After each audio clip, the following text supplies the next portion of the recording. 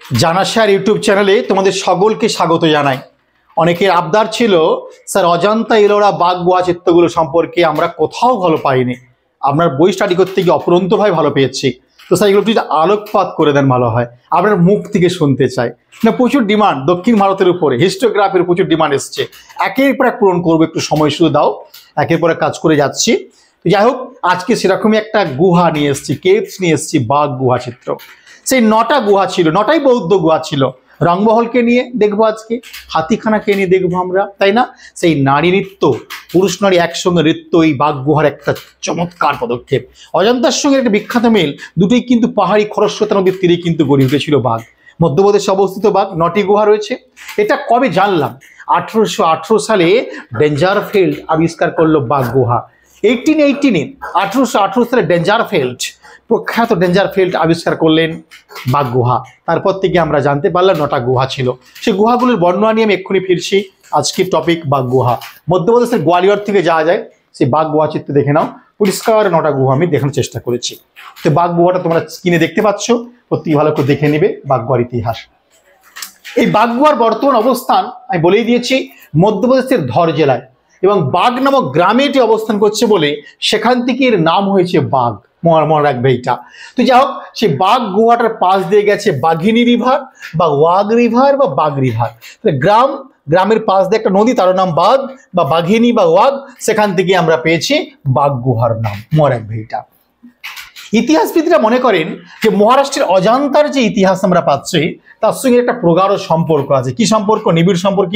না, দুর্গম অরণ্য বেষ্টিত একদম অঞ্চল দিয়েই যেমন অজান্তা গেছে, তেমনি বাঘ গুহাটাও কিন্তু অবস্থিত। তাহলে কি বললাম? নিবিড় এবং দুর্গম অরণ্য বেষ্টিত অঞ্চলেই অজান্তা অবস্থান করছে, বাঘও ঠিক তাই। দুটো মিল আছে কিন্তু, মনে রাখবে। তো যা বিন্দু পর্বত বা বিন্দু পাহাড় কেটে বাঘ গুহা তৈরি করা হয়েছিল, প্রমাণ করে দিয়েছে বর্তমান ঐতিহাসিকরা। তাই কি বললাম? বাঘ গুহা তৈরি হয়েছিল বিন্ধ্য পাহাড়কে কেটে। মনে রাখবে এটা। আর দুই গুহা বলতে কি? অজন্তা এবং বাঘ, দুই গুহার সামনে দিয়ে বয়ে গেছে ক্ষুদ্র খরস্রোতা পাহাড়ি নদী। মনে রাখবে এটা। আর বাঘ গুহাটা যে নদীতে অবস্থান, তার নাম বাঘিনী বা ওয়াগ রিভার। মনে রাখবে এটা। তো অজন্তার চিত্রকলাগুলিতে, অজন্তার শিল্পকর্মতে কিন্তু রিলিজিয়াস পয়েন্টটি বা ধর্মীয় পয়েন্টটা কিন্তু ভীষণভাবে ত্বরান্বিত হয়েছিল। তাই অজন্তার ক্ষেত্রে চিত্রকর্মে ধর্মীয় স্থান পেয়েছিল। কিন্তু বাঘ গুহা চিত্রে বৌদ্ধ চিত্রকলার পাশাপাশি মনুষ্য জীবনের সাধারণ, মনুষ্য জীবনের দৈনন্দিন কর্মকাণ্ড, লৌকিক জীবনের কিন্তু ইতিহাসগুলো ফুটে উঠেছে। মনে রাখবে, বৌদ্ধ চিত্রকলার পাশাপাশি লৌকিক জীবনের সাথেও সম্পর্কিত বাঘ গুহাটা, প্রত্যেকে মনে রাখবে। অজান্তাতে আমরা কি দেখলাম? অজান্তাতে আমরা দেখলাম ধর্মীয় ব্যাপারটা, এখানে কিন্তু লৌকিক ব্যাপারের সঙ্গে সঙ্গে মানুষের জীবনের দৈনন্দিন কর্মকাণ্ড ফুটে উঠেছে। বাঘ গুহাগুলির ফেস্কো চিত্রটা অজান্তার বিপরীতে অঙ্কিত। অজান্তা যেদিক, তার উল্টো দিকে অবস্থান করছে বাঘ গুহা। এটা ফেস্কো চিত্র আমরা দেখতে পেয়েছি। আর কি পেয়েছি? এদের অবস্থান কখন তৈরি হলো? খ্রিস্টীয় 5ম শতাব্দী থেকে 9th সেঞ্চুরি মধ্যে তৈরি হলো বাঘ। আরেকবার বলবো, যখন ভারতবর্ষে গুপ্ত পিরিয়ড চলছে, খ্রিস্টীয় 5ম থেকে খ্রিস্টীয় 9ম শতাব্দীর মধ্যে তৈরি হলো বাঘ গুহা। এবং বিভিন্ন রাজা এবং বৃত্তবান শক্তিশালী রাজকদের হাত ধরে, বিভিন্ন রাজা বা শক্তিশালী শাসকদের হাত ধরে গড়ে উঠেছিল কিন্তু বাঘ গুহা। মনে রাখবে, জন মার্শালের কিন্তু ভালো কাজ আছে বাঘ গুহাকে নিয়ে। তিনি বললেন যে মিকেলেঞ্জেলোর পূর্ববর্তী শ্রেষ্ঠ ইউরোপীয় চিত্রের সঙ্গে বাঘ গুহা চিত্রের তুলনা করেছেন কে? Sir John Marshall.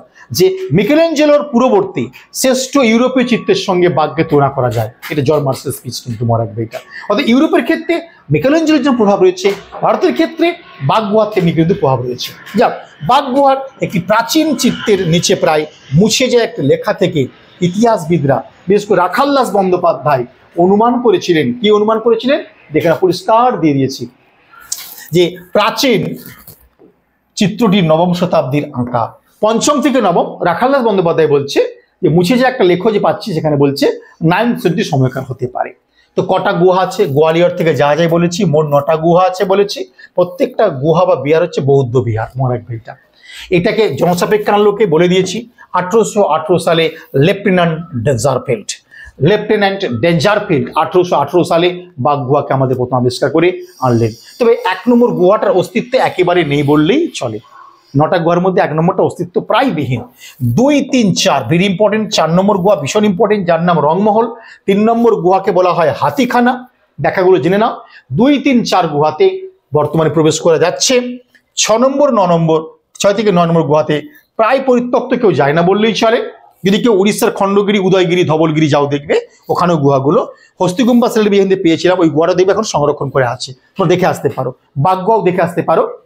6 থেকে 9 নম্বর গুহা প্রায় পরিত্যক্ত। 2 নম্বর 4 নম্বর গুহা জনপ্রিয় একটা বৌদ্ধ বিহার হিসেবে খ্যাতি লাভ করেছিল। 3 নম্বর গুহা ভিক্ষুকদের বা শ্রবণদের বাসগৃহ ছিল, যাকে হাতিখানা বলা হয়। 3 নম্বর গুহাটি সবচেয়ে বেশি শ্রবণ থাকতো, মনে রাখবে এটা, যেটা হাতিখানা বলা হয়।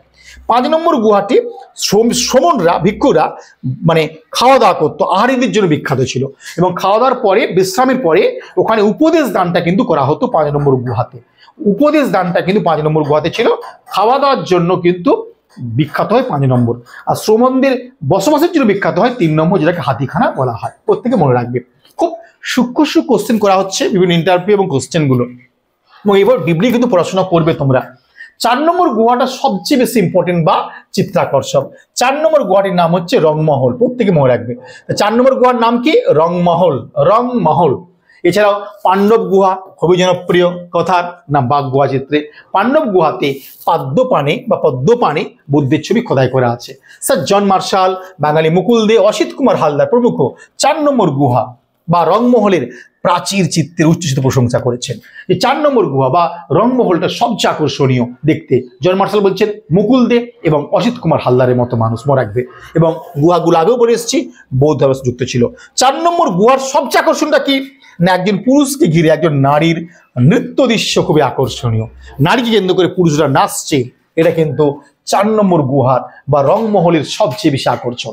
এবং এই নারী পুরুষের যে বৃত্তাকার নৃত্যকে বলা হচ্ছে বাঘ গুহার কি বলা হচ্ছে? হল্লিশক। প্রাচীন ভারতে পুরুষকে কেন্দ্র করে নারী পুরুষের যে নৃত্য, একে বলা হয় হল্লিশক নৃত্য। ভগবান শ্রীকৃষ্ণের যে রাসলীলা, সে ভগবান শ্রীকৃষ্ণের রাসলীলার উপরে ডিপেন্ড করে হল্লিশক নৃত্য তৈরি হয়েছিল বলে ঐতিহাসিকরা মনে করেন।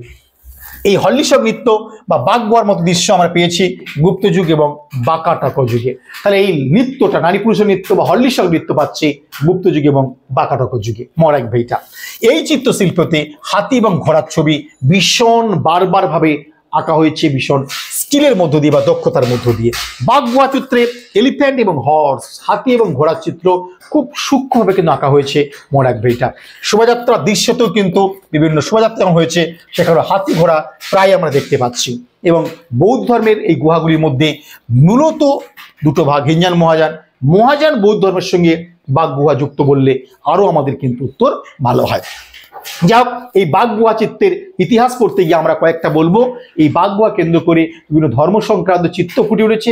সামাজিক ঘটনা বলি, বারবার যেটা বলতে চাইছি আমি, অজান্তাতে পার্থক্য এটাই, দৈনন্দিন জীবনের ঘটনা বা সামাজিক ঘটনা কিন্তু এখানে ফুটে উঠেছে। কোথায় না বাঘ গুহা চিত্রে।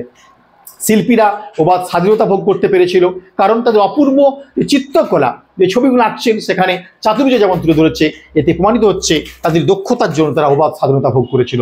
পরাধীনতা থাকলে এরকম ছবি কখনো আঁকা যায়নি বলে এটাও ঐতিহাসিকরা মত দিচ্ছেন। তো যাও, আর কি দেখেছি? শিল্পগণ, ধর্ম সংক্রান্ত তথা বুদ্ধদেব জাতক সংক্রান্ত কাহিনী বাঘ গুহায় স্থান পেয়েছে। এছাড়াও দৈনন্দিন জীবনে ঘটনা সেখানে স্থান পেয়েছে। অজন্তার চিত্রে জানে, বাঘ গুহা চিত্রে সেটাই আছে, সেই আলো ছায়ার খেলা, অসাধারণ আলো ছায়ার খেলা কিন্তু বাঘ গুহা চিত্রে পেয়েছিল। তাই পরিকল্পনা, বর্ণ সুষমা, বাস্তবতার দিক থেকে বাঘ গুহা অনেকটাই অতুলনীয় ছিল। অজন্তার থেকে কোনো অংশে গুরুত্ব কম ছিল না সেই মহাযান বৌদ্ধ 9টি গুহা বাঘ। আজকে এই পর্যন্ত রইল, ভালো থাকবে, বাই।